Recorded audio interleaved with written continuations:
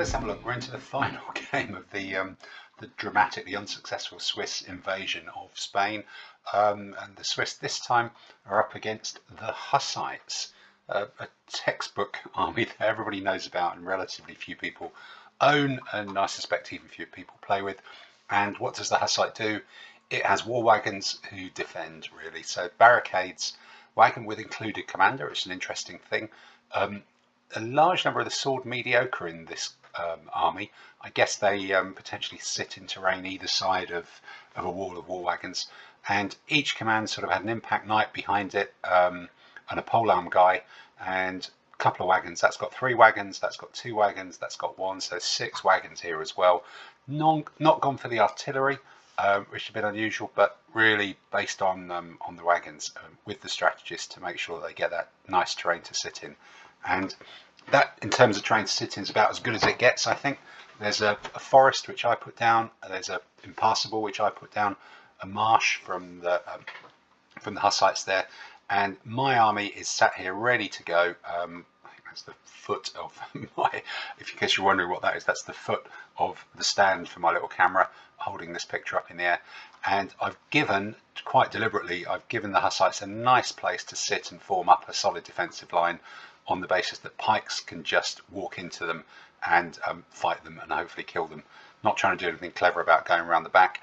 They deployed their fortifications in the woods, so this is just a chance to have a bit of a straightforward Swiss fight. So I don't need to do anything particularly clever here, although the 3 halberdiers are going to have a bit of a go about going through the marsh as well. So what you're seeing here is the wagons coming forward. They're getting ready to deploy in a big solid line. The Swiss are just inching forward here, or I think actually still waiting to go. This is first turn for the wagons, so you can see that's going to flip out. They'll all flip out. There'll be a nice solid line there. And the Swiss run forward, flags are fluttering, big old solid line. Let's do that thing again. Look, there they go, advancing forward. Incredible stuff, incredible scenes as the wagons get ready to form up their defensive formation. They've sent through some light horse, which is interesting. It's, you know, whoopee-doo. Is it going to slow me down that much? Not too much. We're just coming forward here. And the wagons are starting to deploy. They've got chains, a few chains draped over. If you see a chain draped over, it means it's battle ready. It's deployed. There's a little space there for the light horse to run round. The light horse can probably squeeze through that gap as well there. And this sort of second wave perhaps waiting for the wagons to die, and then hopefully come in from their own point of view and fight a slightly battered enemy. So it's a 2-wave plan from the Hussites here. And getting a little bit more deployed out there, getting ready. The Swiss are just piling up. We're actually squeezing in a little bit as we come towards this gap, so there's a bit of extra depth there. The halberdiers are thinking about running into the marsh, seeing if there's anybody we can catch. And in fact, yep, look, there's one that I managed to catch. An unwary light horse, and my light foot have nipped behind it, stopped it evading. That allows the pikeman to go into it and give it a good old doing, or that's the theory at least. Yep, there he is, he's gone. And this is the view, if you're behind the war wagons, of the wall of Swiss advancing towards you. Look at this, there they go, advancing. God, I'm going to get really into this. Maybe this could be a whole new chain of videos perhaps. So clunk, here we go. The Swiss are into the wagons as much as they can. The unique wagon fighting mechanism, you have to put 2 units into one, otherwise the wagon claims an overlap if it's fighting on its long side. So it's quite a commitment to points, but equally, even battle ready, the wagons are at 1, the Swiss are at 2 for being pikemen.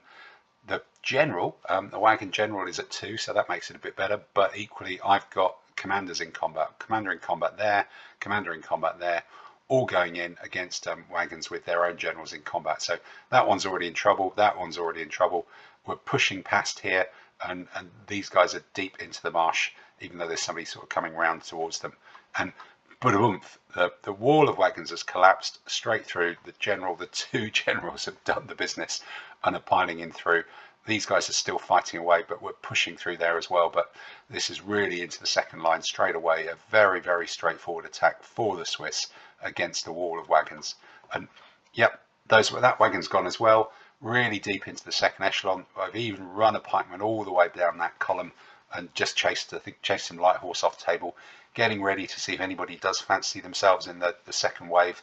But now there's only 1 general left. he may well have killed a pikeman there, I think. By the looks of it, I've had to throw a light infantry in just as a bit of a sacrificial piece, or light infantry's kind of gone in as a bit of a sacrificial piece as an overlap, to keep the overlap and allow my pikemen to keep fighting. So the war wagons are doing some damage, but not a lot here. You can see only the one serious bit of damage there, and these guys have jumped out of the marsh and are coming running round across to roll up the line, and the Hussite army is in just a world of trouble. And that really is that. This is the final outcome of the game. All my opponents there, and you can see victory in the first. It's bookended victories at the beginning against the Serbs and the back end against the Hussites. That's the biggest victory of the lot, but some pretty grim results in the middle there. Absolutely hammered by the Ottomans in the terrible terrain. Beaten, well, losing draw, it felt like, very much so, in this one. In fact, the losing draw 53-41 against the Ottomans, who managed to sort of run away and caught me out with the ambush on a wide open flank. The Burgundian audience, who just shot me down and managed to just walk round again through an undefended flank on a slightly open table and eat my baggage.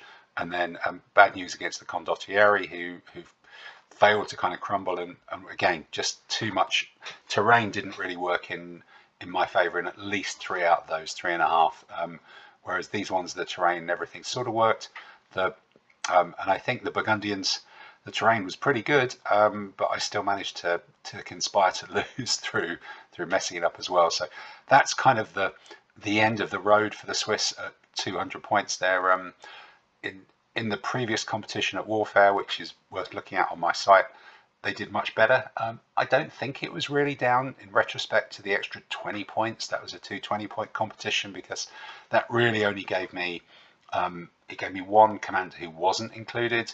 It gave me 1 extra pike unit, and it gave me a 45 baggage. So it's not a huge difference all in all, but I think I was sort of fortunate with the terrain in Warfare in retrospect, and fortunate to fight a number of pretty textbook medieval armies who wanted to take me on frontally and failed. Whereas here you've got Ottomans and condottieri, all of whom had the ability to use terrain in a different way, in ways that I couldn't deal with. Bizarrely, the Ottomans, it was rough terrain that I couldn't go into particularly. And the Burgundian Ordnance had much more width and much more shooting than I was used to as well. So it's probably more about matchups than that extra 20 points, I think, really. But that's the end of the Swiss, and that's the end of the reports from Alicante. So goodbye to the Swiss. This means war.